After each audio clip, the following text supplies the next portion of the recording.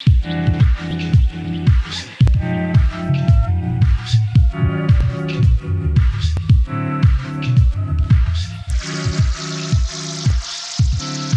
right. Welcome everyone to this session. This is the power of storytelling, your story as an organizing tool.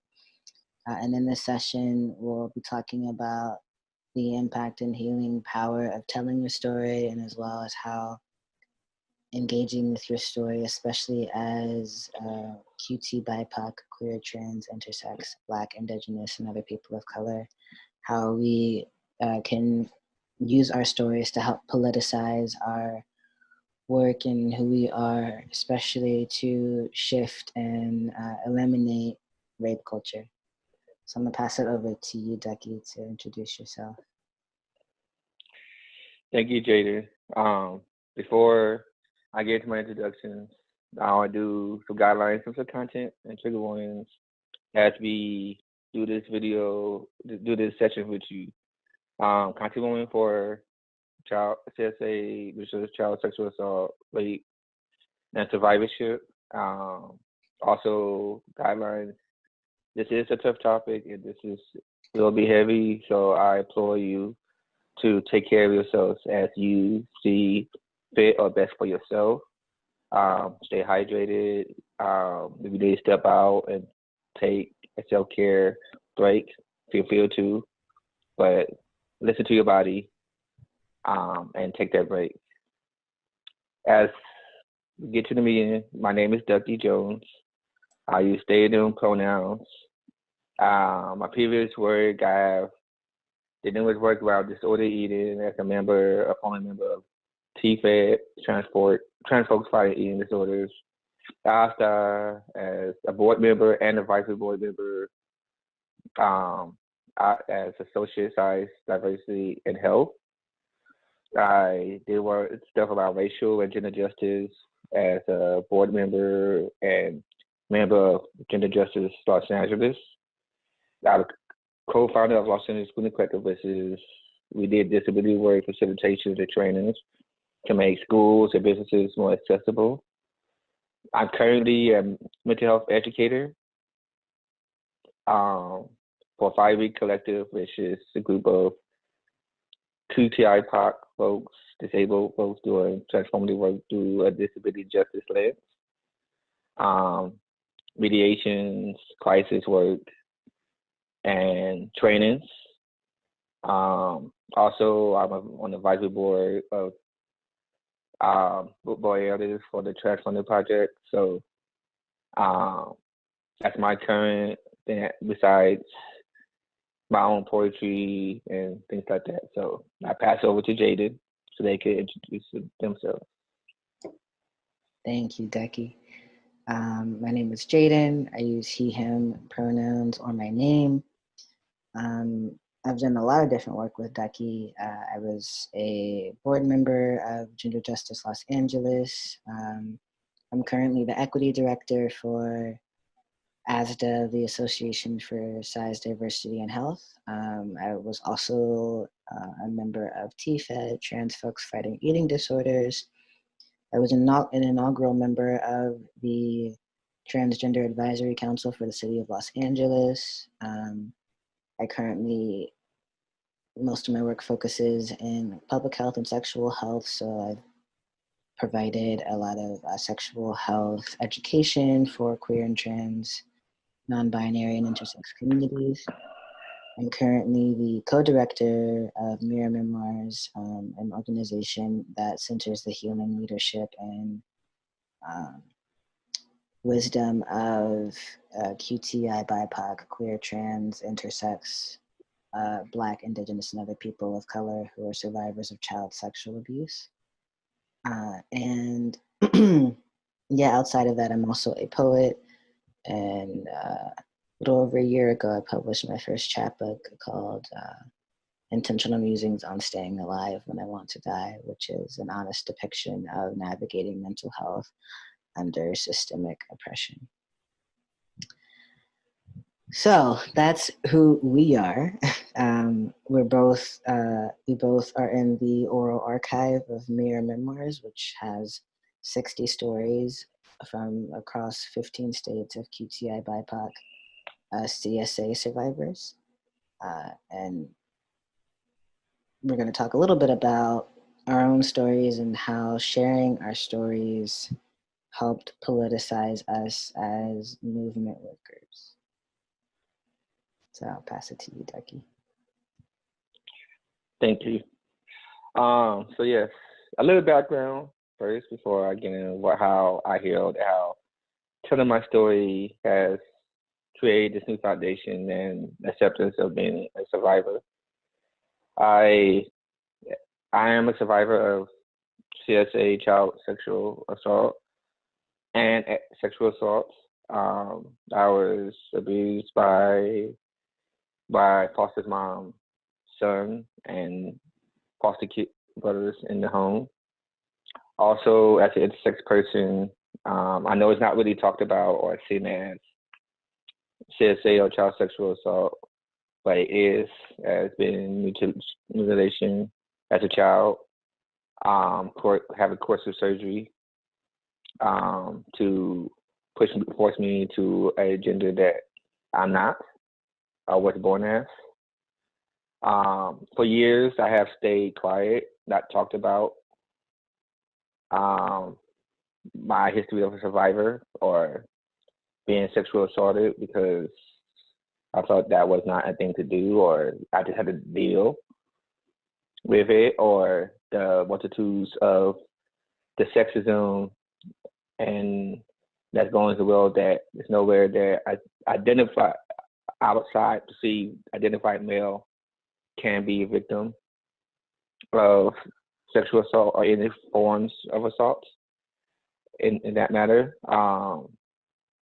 So when I met and meet 4 years ago and shared my story through the storytelling archive, sharing my story, it was eye opener. I think that's the first time I really recognized and accepted that I was a survivor, and what I went through was harmful and traumatizing, and I was the victim, and I was being gaslighted my whole life. By me able to tell my story through the storytelling, was able to start the healing process. I was starting to open up to therapists and be more vocal within rape culture, within sexual assault movements, and making it more of an intersectional lens, because I was able to accept and start the healing process within myself. And so by me still telling my story, it helped me be able to start that healing, to accept that I was abused, assaulted, and able to vocalize that and make sure that I'm able to confront that traumatized part that I'm still dealing with, because it's ongoing. I'm still healing. But I'm able to confront my perpetrators without gaslighting myself, without feeling guilty for doing it, because of me able to share my story, able to be a core member of Memoirs, able to do trainings around sexual assault or CSA and ending rape culture. So that's how. So storytelling and sharing my story with Memoirs helped me acknowledge that I was a survivor and helped me start my healing process to be able to come to grips, so I could be a movement pusher myself within the rape culture and support other survivors within the movement. So yes, that's how I healed and how it helped me heal and how I acknowledge being a survivor within survivorship. So now that I was able to express how I came to heal, I'm gonna let Jaden express how he became to the healing and his story, his background of his story. Thank you, Ducky. A little bit about my story and how storytelling really helped me. I'm a survivor of CSA as well, of trafficking. from the ages of 7 until about 11 or 12. Before that, I was also sexually abused in like daycare and by my older brother. And I initially came to acknowledging and accepting my survivorship and telling my story in college, doing Take Back the Night. I was organizing that throughout my entire time at college. And that was initially where I started telling my story. And while it was powerful and healing, I noticed that the dominant stories that were being told were stories of campus rape, which I had also experienced, but it was just, there wasn't space for the complexities of how rape culture can exist beyond just campus rape.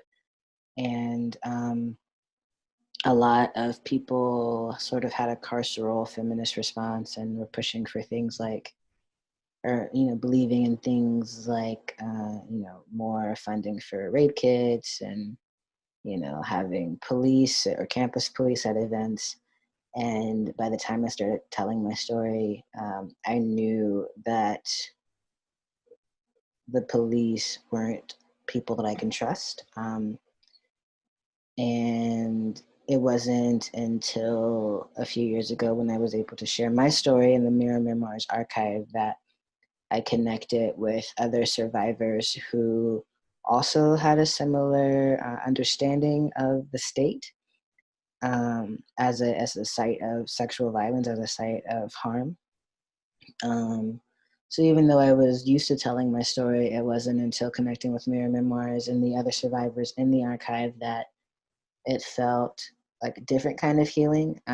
We also weren't sharing our stories uh, with the lens or through the gaze of white people. And so it felt like there could be a certain level of honesty and vulnerability with the other survivors. Um, it helped me heal in the sense that I didn't feel alone. I understood how the ways, it helped me understand and acknowledge that my gender wasn't caused by the harm that I experienced.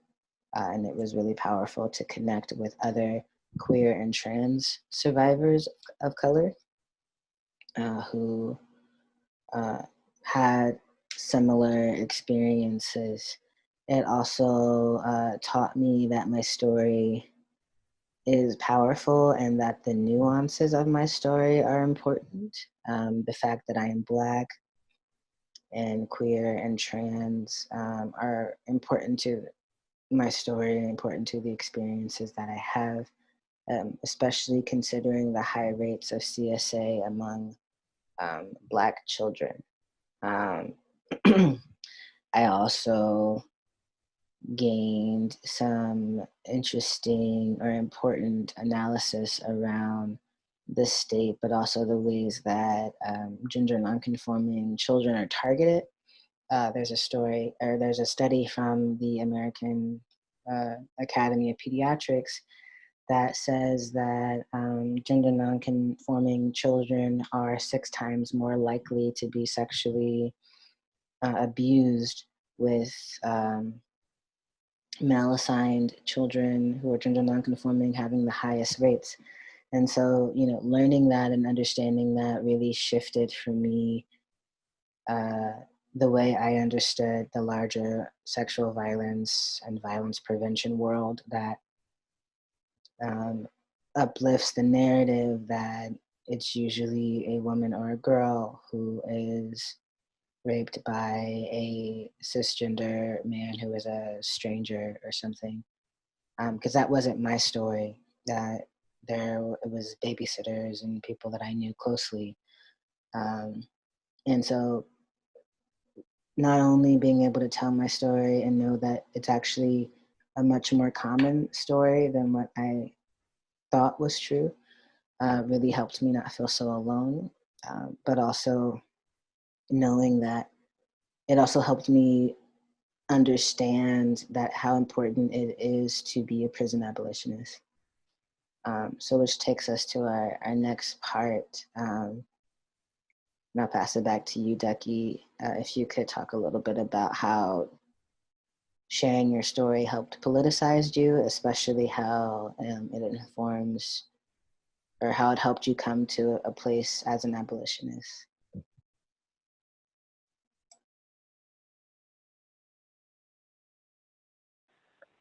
Thank you, Jaden. Yeah.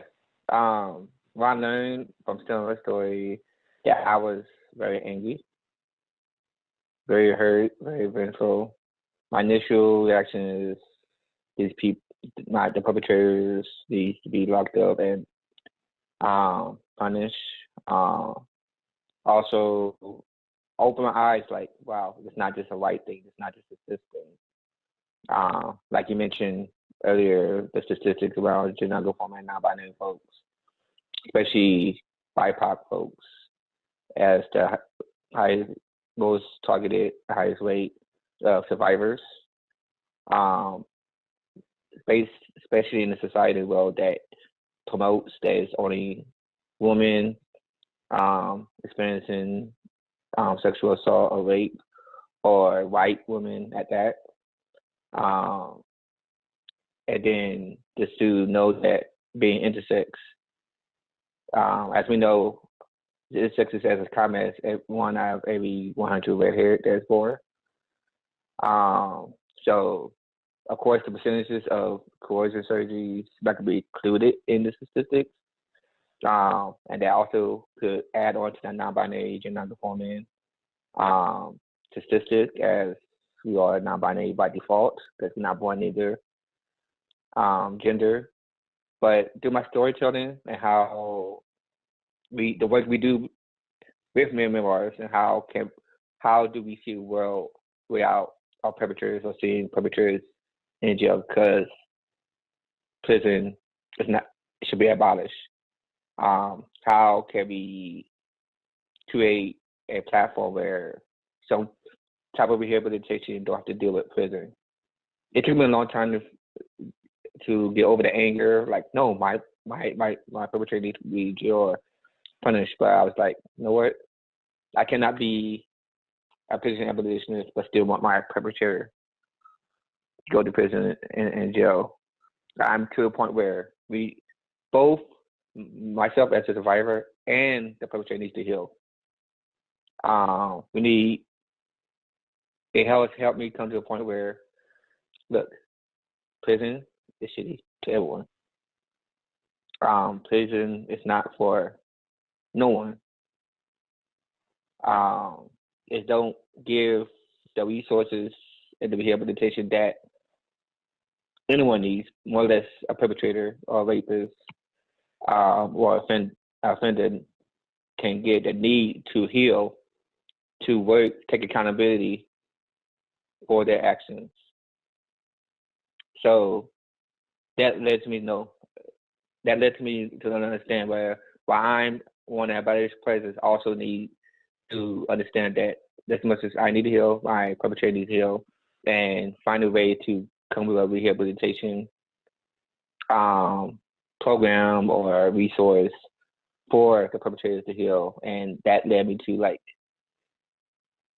want to abolish, because 9 out of 10 folks, we have perpetrators that, like 95 is high rate. I know the specific percentage, but offender that leaves prison is more likely to reoffend because of the lack of resources and tools given in the prison system when they leave prison. So a prison is just another institution that wants to hold mostly Black and brown folks, mostly Black folks in the institution system.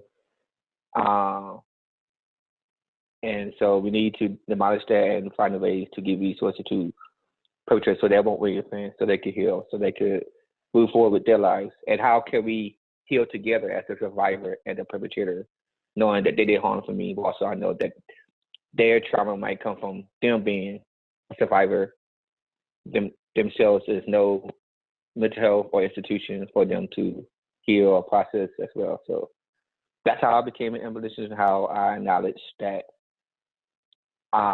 jail is not best for anyone, not even a perpetrator or a rapist or offender. So that's how I came to my grips, and how storytelling and my movement within the survivor and CSA SA world has opened my light to other rehabilitation programs, processes, and figuring that out within the movement. So that's all I have to say on the matter. I will let Jaden say how he feels, how he became an abolitionist, and how he learned through his storytelling that, and how it politicized him in a way that prison is not for everyone. So go ahead, take it on, Jaden. Thank you so much, Ducky. Something that was important for me was to remember, firstly, that storytelling is a really powerful thing and an ancestral thing. Before, we were writing things, I feel like my ancestors told stories in different ways. And so joining in the chorus of their storytelling was really important to me as a way to heal.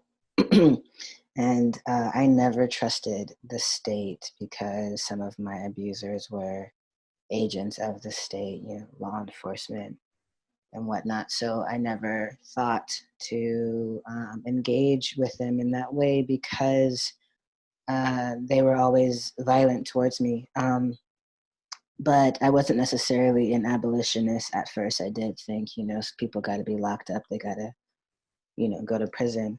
But as I got older and, really recognized how prisons, one, are set up to primarily target primarily target BIPOC folks and mostly Black folks, I knew that it wouldn't be justice in any way, because it wouldn't, because of how racist the system already is. And I know that victims or survivors are often targeted as well. And especially for me, understanding how Black girls are adultified and not believed, and historically have been considered conveniently rapeable in this country. I knew that the state wouldn't believe me or wouldn't treat me appropriately or with care at all. Becoming an abolitionist, though, is when I realized how prisons and detentions, any kind of incarceration or institutionalization, is a site where rape culture thrives and flourishes. There's all like the jokes about people being raped in prison, the ways, especially which can be seen in the archive, the ways that a lot of our members who shared their story were re-traumatized or reharmed in these state institutions, if they were incarcerated or institutionalized, or any kind of state institution, like foster care, mental health hospitals, ICE detention centers, juvenile detention centers, or prisons and jails. And so, like Ducky mentioned, I believe that there needs to be support for rehabilitation and community accountability. I think engaging with the state can just cause a lot more harm than good for not only for the perpetrator, but for also the survivor, especially as BIPOC survivors or QTI BIPOC survivors, because of how we're already more susceptible to state enforced violence. But what really, really shifted things for me was having an opportunity to code the audio archive and to see the endless evidence of how the state just caused more harm to the members who shared their stories in the archive. And so for me, And what was really powerful in the interview process for the oral archive was there was a question about what can we do then with the folks who caused us harm? And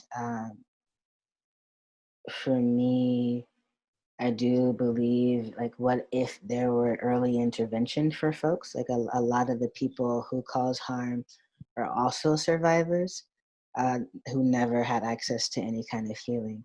It doesn't excuse their behavior at all, but it definitely can explain how they came to make some of the choices that they made. I had the opportunity November of last year with our Mirror Memoirs founder, Amita Sorin, and a couple of other folks to go to a prison and sit in a restorative justice circle with cisgender men and one non-binary person who were incarcerated for murder or sexual violence, and share my story. And in that circle, these were folks who had been in circle for about 18 months, and being in that circle showed me the power of space and time for folks to be honest about what they did and to be honest about what they experienced without being shamed. But at no point were folks being excused for their behavior either. And it was really powerful. So seeing an actual example, I mean, granted, it was in a prison, but what if there were circles like that for people who cause harm as opposed to just being incarcerated? And then I had the opportunity to watch a workshop from the National Sexual Assault Conference in which someone was mentioning, like, why do we keep referring to people by the thing that we want them to stop doing, i.e. calling people rapists or sexual offenders. And so even that starts to encourage me to shift in the way I think about people and not keep them in the freezer, and acknowledge that some people do want to be held accountable for the harm that they cause. That doesn't mean everyone wants to, but I definitely think that creating more spaces that doesn't have to be survivor led either. Like, I don't think it's the onus is on survivors to be the ones to help folks who cause harm to stop causing harm. I think it's also important for folks to hold themselves accountable. And so, what would it look like to have a world in which more people had the time and space to be honest about the harm they cause and to start to be accountable without having to engage the state? Think more spaces for transformative justice. So with the last little bit of time, Ducky, would you offer any tips or tools or advice to survivors who want to feel empowered to share their own story? If you could take like a minute to share that. Yes. My tips and tools is just it takes time to accept that you're a survivor. I feel like the tips and tools is find the support system that you believe in and trust, and share your story within that support system. Be authentic with yourself, realizing that your experience is your experience and nobody can take your experience from you. You have a right to be angry. You have a right to be hurt. You have a right for your feelings, and nobody should take that away from you. So I feel like hone that and embrace that, and be able to find a platform that you can share your story, and then through your storytelling, it will heal you and be able to do more work individually and for the perpetrators that was involved in your assault. Like that. So just be who you are, accept who you are, embrace your story experience, and don't let nobody take that pain, that hurt, and that anger from you. You have every right, and you're valid within your feelings. And then quickly, I'll also add to that, it's okay if you don't remember everything. Your story is valid, and healing is possible.